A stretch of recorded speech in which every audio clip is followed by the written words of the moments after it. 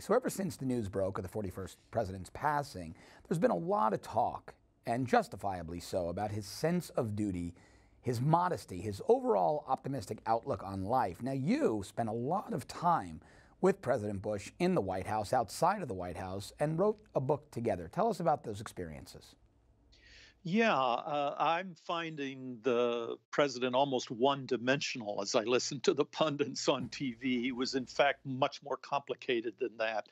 It's one thing to be nice when it's all natural and everybody's nice to you.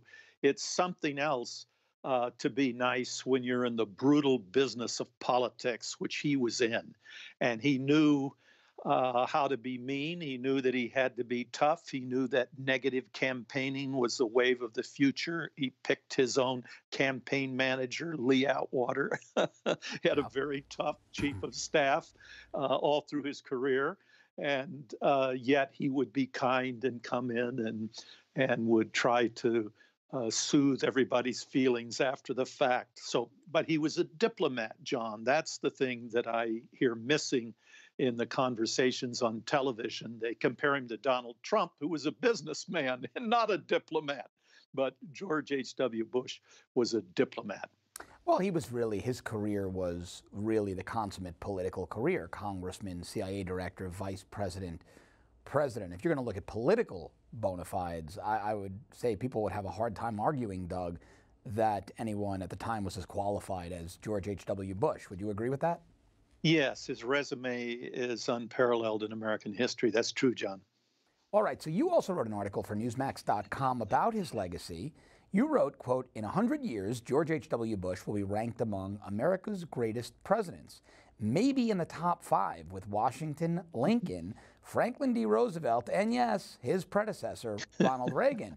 It will be said that Lincoln saved the Union, but Reagan and Bush saved mankind." That's a big statement, Doug. Can you explain? Yeah, a lot of people, a lot of my friends see George H.W. Bush as a globalist and internationalist, and he was the international banks, and there's no question he was. But during the Soviet era, the whole world was in great, serious danger, and communism was the first evil. I mean, Pol Pot had killed half of his own population.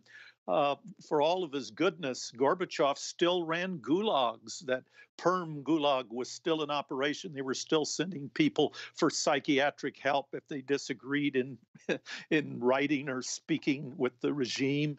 And we talk about nuclear weapons falling into the hands of terrorists, John. They had fallen in the hands of terrorists, both the Chinese and Soviet governments. Very dangerous time. So Ronald Reagan started the ball rolling, but the Berlin Wall came down when George H.W. Bush was president. I watched it come down from my office in the White House, and he had a lot to do with it. He was very active, working behind the scenes with the Catholic Church, with the Pope, who was Polish, behind the Iron Curtain, but keeping his distance. He subscribed to the maxim of Napoleon, who said, never interrupt your enemy when they are in the process of destroying themselves. Good advice. All right, on that note, Doug, let's play a clip of former chairman of the Joint Chiefs of Staff under President Bush, then General and subsequently Secretary of State, Colin Powell. He was speaking over the weekend about his former boss. Here's what he said. I thought he was a perfect American in terms of how he served the country in so many different capacities, in Congress, as the envoy to China, in business, all the things that he did throughout his life, to include being CIA director, you name it, he did it, and then he became vice president for 8 years and then president of the United States. But throughout that entire period, he never forgot who he was. He never let it all go to his head. He was a man of great humility. He was humble. You know, Doug, as I listened to Secretary Powell's comments, I remember a story friends of mine from Houston told me. They had run into President and former First Lady Barbara Bush at a park in Houston several years back, and they were struck by just how nice they were and how welcome they were to talk to my friend, his wife, their kids, about his time as president, about living in Houston. What do you think of the Secretary's comments, and was that your experience with the 41st president? Yeah, he chose to be nice. He decided he was going to be nice, and he understood politics, how rough it was. I remember we worked very hard to get the endorsement of this prominent leader of influence, and we even flew airplane trips in and out of the town and worked on him real hard. And then this leader of influence turned against George H.W. Bush and blasted him publicly. And I got a little handwritten note from George H.W. Bush. He said, I guess we can put him in the undecided column. So he just didn't take it. He didn't take it to heart. He understood that was the nature of the game. All right, let's listen to former Secretary of Defense under Bush, then Vice President for Bush 43, George W. Bush, Dick Cheney, who described the 41st president much as you did, Doug, a master diplomat. He did it in such a way and insisted that we do it in such a way that we were not unsympathetic to the political problems, if you will, of Mr. Gorbachev, and that we could operate in a way that would, in fact, make it easier for him to do what we wanted him to do, not by brute force, not by threats, not by taking advantage of, dancing on the Berlin Wall as it came down. It was masterfully handled. It seems almost as if you and Vice President Cheney compared notes before your interview today. Is that, in your experience, the takeaway of George H.W. Bush's diplomatic style? Because it sure seems like all of you who work very closely with him are saying the same thing about that style.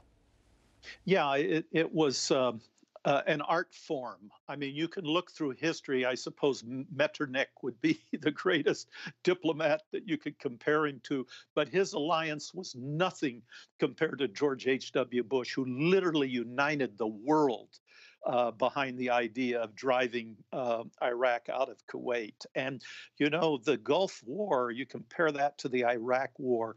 The Gulf War was paid for. Half of it was literally paid by the Kuwaiti government and the government of Saudi Arabia. Think of that. When the war was over, we didn't fall into the second worst depression in American history like we did after the Iraq War. That's the difference. He was brilliant. He was deliberate.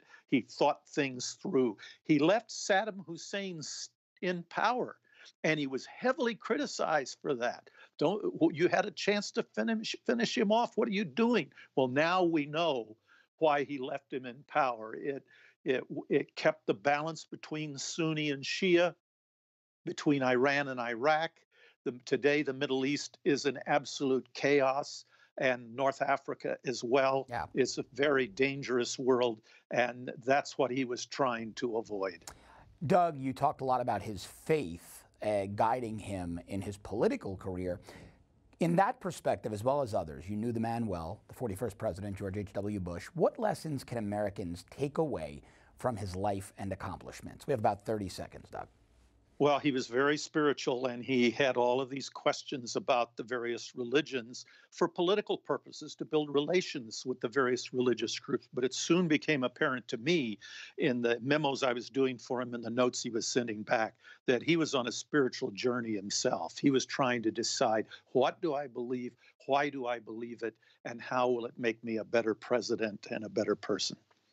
Doug Wead, former special assistant to the 41st president, George H.W. Bush, and author of George Bush, Man of Integrity. Doug, thanks so much for being here. Incredibly interesting insights.